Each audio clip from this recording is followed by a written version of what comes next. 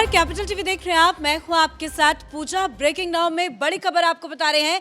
पहलगाम आतंकी हमले के बाद मोदी सरकार लगातार मीटिंग्स पर मीटिंग्स कर रही है और इसी बीच बड़ी खबर ये सामने आ रही है कि पीएम मोदी ने राजनाथ सिंह के साथ एक बेहद ही महत्वपूर्ण मीटिंग की है।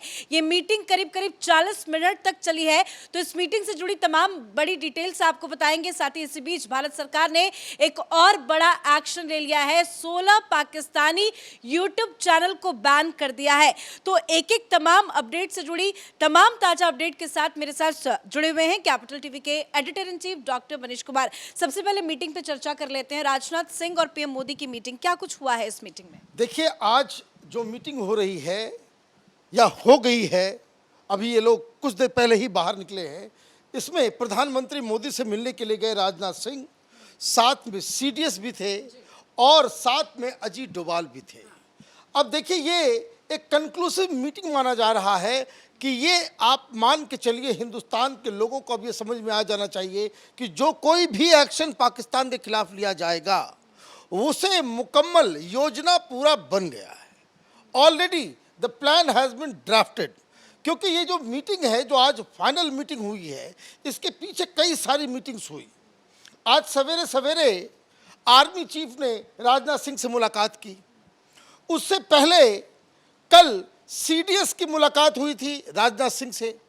राजनाथ सिंह उनसे मिलने से पहले तमाम 3 के 3 आर्मी चीफ, नेवी चीफ और एयरफोर्स चीफ से वो अलग अलग उनकी मुलाकात हो चुकी है। मतलब 3-4 चीज़ें पहले हो चुकी हैं कि मीटिंग्स हो गई, उनको प्लान ड्राफ्ट करने के लिए दे दिया गया होगा। और उसके बाद आपने देखा कि कल तक किस तरीके से एयरफोर्स ने ट्विटर के जरिए, आर्मी ने ट्विटर के जरिए और नेवी ने ट्विटर के जरिए ये ऐलान किया कि वी आर रेडी। आप ये समझिए कि बाकायदा वीडियो जारी किया गया, मोटो जारी किया गया कि अब हमें सिर्फ आदेश का इंतज़ार है, आदेश मिलते ही हम कोई भी ऑपरेशन करने को तैयार हैं। तो वी आर वॉर रेडी, ये बात जो है वो बताई गई।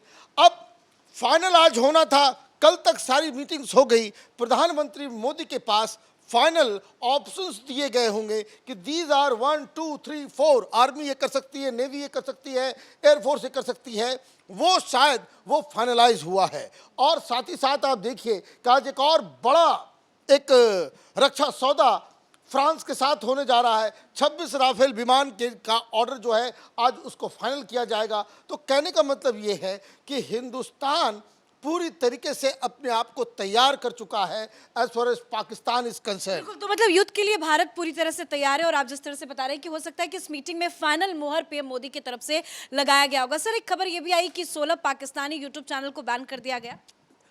अरे ये सब तो यूजलेस लोग थे, खामखा प्रोपेगेंडा कर रहे थे। ये आप ये समझिए, ये सब नन्हे मुन्ने बालक हैं।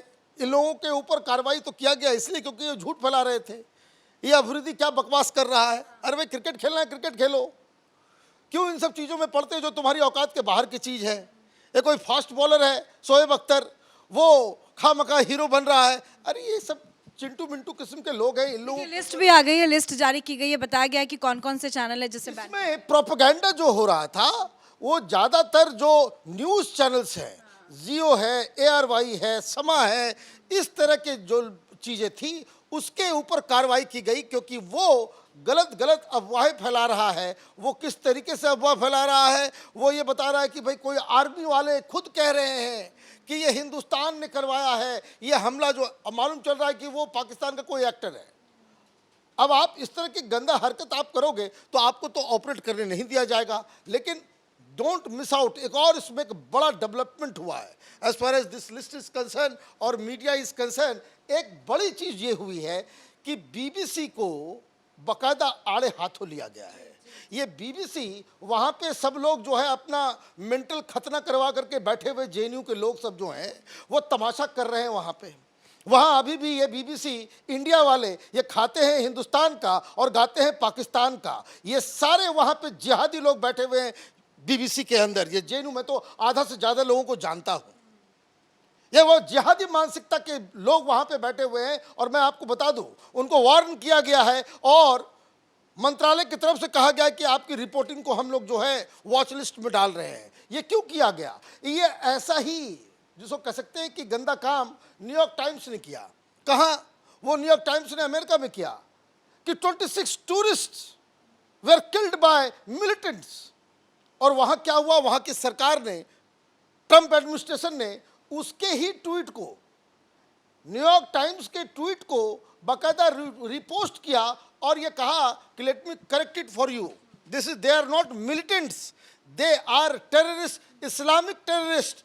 तो ये जो इस्लामिक टेररिस्ट जो नहीं मान रहे हैं जो लोग, उनको आड़े हाथ लेने की आवश्यकता है, चाहे वो नेता हो, चाहे वो प्रवक्ता हो, चाहे वो अखबार वाले हो, यूट्यूब वाले हो, जो ये पाठ पढ़ाने की कोशिश करे कि देखो भाई ये तो हिंदू मुसलमान का मसला नहीं है, जिहाद का मसला नहीं है, इस्लामिक टेररिज्म नहीं है, वो लोग ये देश के गद्दार हैं और इन लोगों को, देश की जनता को सबक सिखाना चाहिए। बिल्कुल सर, एक आखिरी सवाल ये भी पूछूंगी। लगातार इस घटने की जांच एनआईए कर रही है और बताया ये जा रहा है कि एनआईए सूत्रों के मुताबिक कि रेकी के लिए ड्रोन का इस्तेमाल किया गया था। एनआईए जांच में कहां तक आगे बढ़ी है, क्या कुछ वहां से खबर आ रही है? देखिए, 3-4 चीजें आज जो है बड़ी बड़ी खबरें आई हैं as far as investigation of Pahalgam incident is concern. इस अटैक को जो पूरा प्लान किया गया, कोऑर्डिनेट किया गया थ्रू सैटेलाइट फोन्स, ये सैटेलाइट फोन से पाकिस्तान में बातचीत हो रही है, ये कंफर्म हो चुका। इस सैटेलाइट फोन का जो जेनेसिस है, मतलब कहाँ से वो बन के आया है, वो चाइना है। चाइना से ये बन करके पाकिस्तान आया, पाकिस्तान से फिर वो वहाँ पे रेकी के लिए इस्तेमाल हो रहा था, ड्रोन का इस्तेमाल हो रहा था। और इस बार जिस तरह का कम्युनिकेशन सिस्टम इन लोगों ने इस्तेमाल किया, उनका इंक्रिप्शन पहले के मुकाबले कहीं ज़्यादा मजबूत था और इसलिए 3-4 दिन लग रहे हैं उन सारी चीज़ों को खंगालने में, उसको जो है डिक्रिप्ट करने में। तो मुझे लग रहा है कि एनआईए के द्वारा, आईबी के द्वारा कई सारी चीज़ें खुलासे हो रहे हैं। जैसे जिस वक्त हम लोग यहाँ पे डिस्कस कर रहे हैं, डोडा के अंदर 12 जगहों पे इस वक्त छापेमारी चल रही है। चुन चुन के अलग अलग बिलों से चूहों को निकाला जा रहा है। लिस्ट जो है वो 250 के ऊपर पहुंच चुका है, जो इन आतंकियों का समर्थन करते हैं, उनको फैसिलिटेट करते हैं, उनके लिए कैंपेन करते हैं सोशल मीडिया पे और तरह तरह से। तो मुझे लग रहा है कि ये जो प्रधानमंत्री मोदी ने एक साथ उन्होंने तय कर लिया है कि एक साथ सारी सफाई करना है देश के अंदर बैठे गद्दारों को और उनके आका जो पाकिस्तान के अंदर बैठे हुए हैं।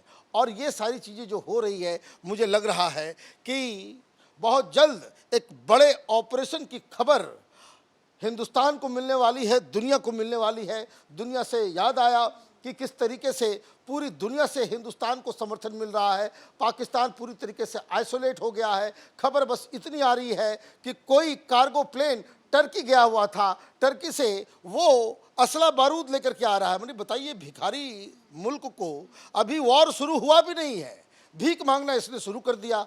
एक दिन लड़ने के लिए तुम्हारे पास जो है असला बारूद नहीं है, पहले दिन से ही तुम भीख मांगना शुरू कर चुके।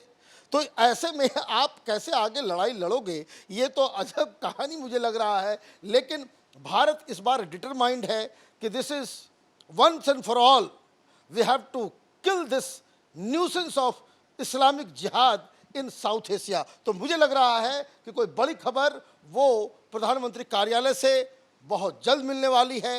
किस स्केल पे भारत पाकिस्तान को जवाब देगा, ये भी बहुत जल्द तय हो जाएगा। सर, अपडेट के लिए तो एक बात तो तय है कि भारत सरकार छोड़ने वाली नहीं है। चुन चुनकर हिसाब किताब लिया जाएगा, बदला लिया जाएगा, जिसकी पूरी तैयारी हो रही है। लगातार हम देख रहे हैं कि मीटिंग्स पर मीटिंग्स हो रही है। अमित शाह अलग बैठक कर रहे हैं, राजनाथ सिंह अलग बैठक कर रहे हैं, आर्मी चीफ अलग बैठक कर रहे हैं और इन अलग अलग बैठकों में रणनीति ही बनाई जा रही है। और आज की बहुत महत्वपूर्ण मीटिंग पीएम मोदी और राजनाथ सिंह के बीच में हुई है। 40 मिनट तक ये लगातार मीटिंग्स चली है और बताया जा रहा है कि इस मीटिंग में फाइनल मुहर पीएम मोदी ने लगा दिया है कि क्या पाकिस्तान के खिलाफ तगड़ा एक्शन लेना है और उस एक्शन का इंतजार पूरे भारत को है। इस बड़ी खबर में मेरे साथ फिलहाल इतना ही। कैमरा पर्सन अशोक के साथ मैं पूजा, कैपिटल टीवी।